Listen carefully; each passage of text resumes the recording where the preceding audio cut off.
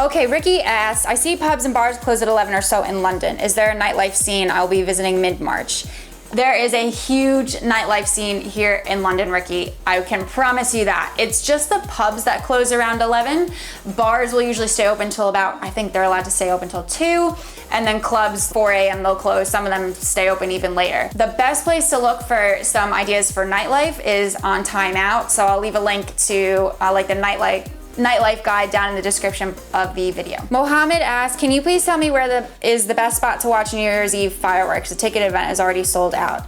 Okay, so I've had quite a lot of you asking about New Year's Eve plans. Personally, I've never done anything out in London. I usually just go to our friend's house and have a party there. I kind of can't think of anything worse than having to stand outside for a few hours just to watch fireworks when it's freezing cold out. So I don't have personal recommendations, but Time Out has a massive guide of things to do both on New Year's Eve and on New Year's Day. And I will link to that down in the description of the video so you can figure something out and make some plans. I think it includes places that will be open on New Year's Eve and New Year's Day, restaurants you can go to. A lot of restaurants will do set course meals for £30 and up or something, where it's 3 courses.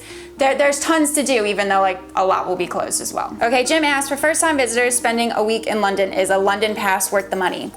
Well, Jim, I have a video that you can watch that will tell you whether it is worth the money for you or if it's not. If you click the card that's popping up here, you can watch that video next. Sarah asked, the best and worst times to eat out in London would be good to know. Just like most places, I think around the world really, restaurants are really gonna be busy to get into on the weekends, in the evenings, and then also on the weekday evenings. So if you wanna get dinner or lunch during any of those times, just try to make a reservation in advance. Renita asks, what to expect going through customs arriving in London? Okay, so not to scare you, but you're probably gonna get quite a few questions when you come through border control. It's just how it is in the UK. So what you'll wanna make sure is 100% you definitely have to know exactly the address of where you're staying. If that's your hotel or your Airbnb, make sure you have that written down.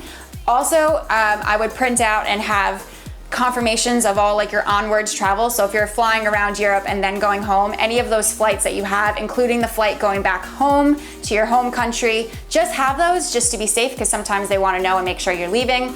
And if you're going to be staying for more than a week or 2, it would probably be smart to have a printout of your bank statement so that you can prove that you have enough money to stay in the UK without having to work. They just want to make sure you're not going to try to work so you can make money to be able to stay longer. Asia asked, people are telling me that while I'm there not to ask the locals anything because they will just be irritated, and that basically I'm on my own, every man for himself. Is that true? No, not at all. I mean, some people, yes, it's not everybody's going to be nice and welcoming and have the time to help you out with everything, but for the most part, if you ask somebody who's serving you your dinner, or somebody meeting your hotel or concierge for some help, they'll be willing to give you a suggestion of some place that they like to eat or some place they think that you should go to. Derek asked, my basic question is, what do you recommend to do for a second visit to London?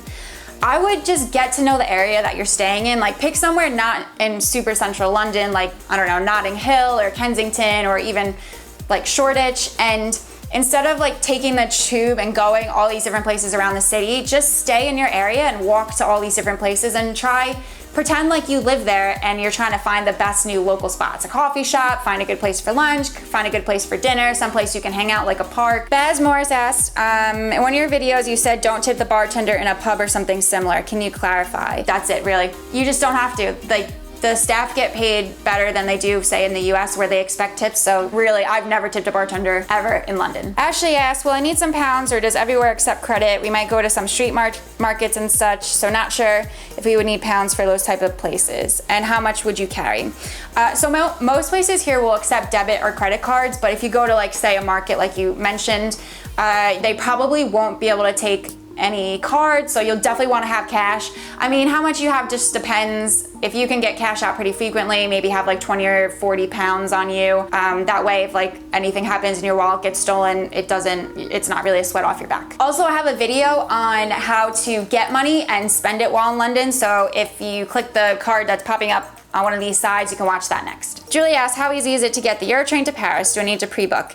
Yes, you 100% need to pre-book, and the earlier you book, you'll have a lot more availability and you might even get a cheaper price. But after that, it's pretty easy. You just get yourself to St. Pancras Station about like 40 minutes before your train's supposed to go, get yourself through security and get a snack, and then hop on the train and you're there, and I think it's like 2 hours. Thank you so much to everybody who submitted a question. I'm so sorry if I didn't get to yours. And if you haven't watched the first Q&A video, you can watch it by clicking on what's popping up here. And I'll see you next week.